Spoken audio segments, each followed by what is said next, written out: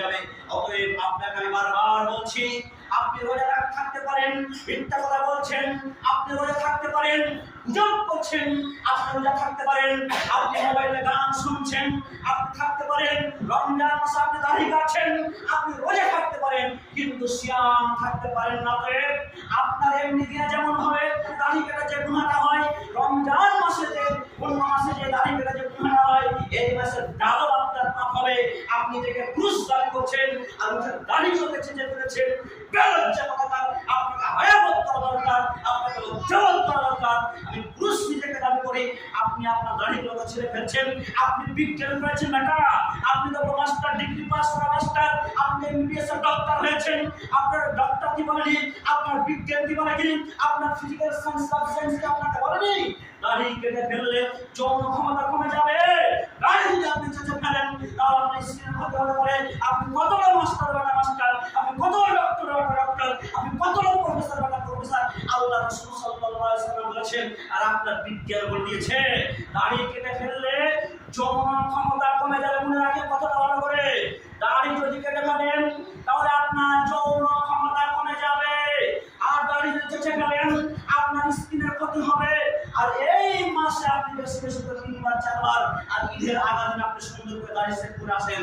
মনে রাখেন এমনিতে যে গুনাহটা হয় এই আপনার রমজান মাসে, অন্য মাসে যে গুনাহটা হয় এই রমজান মাসে আপনার ডবল পাপ হবে।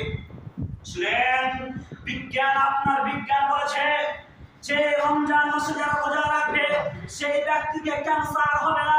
যে ব্যক্তি রমজান মাসে রোজা রাখবে সেই ব্যক্তিদের গ্যাস হবে না।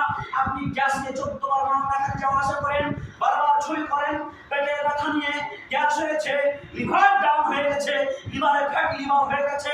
শুনে রাখেন, যে আপনি রমজান মাসে রোজা রাখেন তাহলে আপনার ফ্যাটি লিভার হবে না।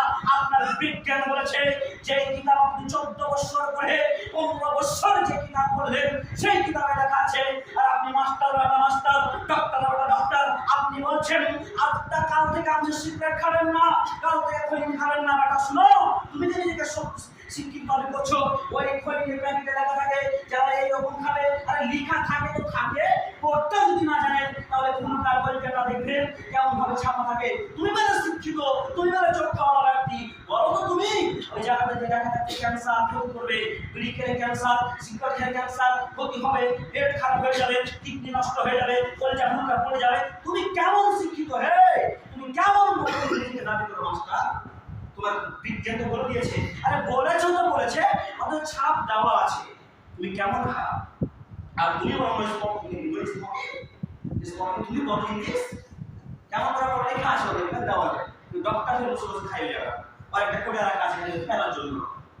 ওই ছাইটা ফেলবে আর সিনেটা দুটা খাবার ফেলবে, তার জন্য করে আমি বলছি ইংলিশ আছে বলে এবার আপনি কি করে ওই ডক্টর বড় বড় ট্যাবলেট লেখে, বড় বড় ইনজেকশন লেখে ক্যান্সারের, আর পেটের ব্যথা বলবে যে খতম শেষ হয়ে গেছে, ফ্যাটি লিভারে চলে যাও, গরু মাংস খাওয়া বেশি করে আর তেলওয়ালা জিনিস বেশি খাওয়া। কি আপনাকে বলেছে? কে আপনাকে 15 রকমের আইটেম করতে বলেছে? শুনেন, আল্লাহ রাসূল সাল্লাল্লাহু আলাইহি ওয়াসাল্লামের রোজা ইফতারের স্পেশাল রোজা ইফতারের সুন্নাহ হলো খেজুর, খেজুর না থাকলে জল। আপনি 15 রকমের ব্যবস্থা করছেন কিন্তু আপনার কাছে খেজুর নাই। আপনি 14 রকমের আইটেম করেছেন, আপনার কাছে খেজুর নাই, শরবত নাই আপনার কাছে। আপনি কেমন মুসলমান? আর জিলাপি, যত জিলাপি আছে, যত পেঁয়াজা আছে, যত বেগুনি আছে সবকে বর্তমানে খায় যাবে।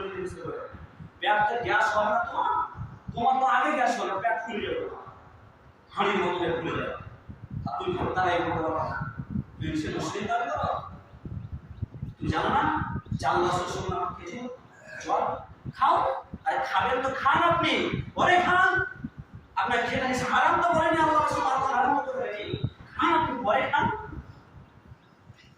কি হচ্ছে মুসলমান দাবি করেছে, শিক্ষিত দাবি করেছেন, আল্লাহ কোরআন কি বলেছে, রাসূলের হাদিস কি বলেছে আপনি দিনের বেলা খান, আপনি রোজা রাখেন না, শরীর ডাউন হয়ে যাবে। শরীর আমার দুর্বল হয়েছে, কি না দুর্বল? কেন আপনার শরীর ডাউন হয়? কই আমি তো কিছু বুঝতে পারি না।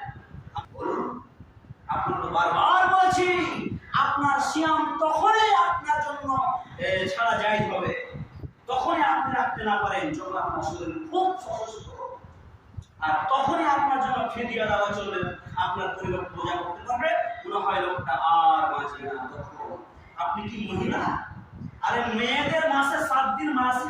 নিফাস হয়, পিরিয়ড হয়, আপনার কি হয় যে আপনি রোজা রাখেন না, দিনের বেলায় খাচ্ছেন?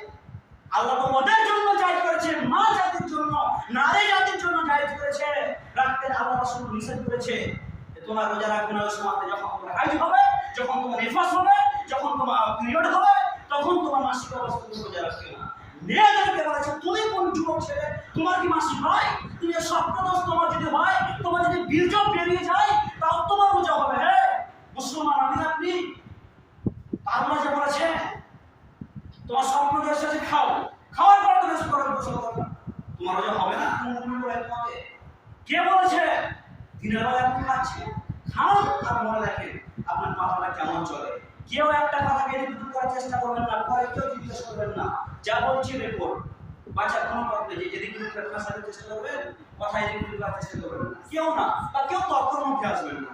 আর সত্য যদি মিথ্যা হয় তাহলে বক্তব্য শুনিয়ে দেন, যত প্রফেসর যত মৌলবী আছে এদের মধ্যে আপনি যত বড় ভালো দেশ থেকে যদি আপনার বড় কথা গায়ে লাগবে, কেন রোজা রাখবেন তো গায়ে রাখবেন না, লাগবে। আমি তো জানি না কে রোজা করেছে কি করে, আল্লাহ কসম বলছে আপনাকে জানি না, আমার বলার কাম বলে যাচ্ছে শুনেন।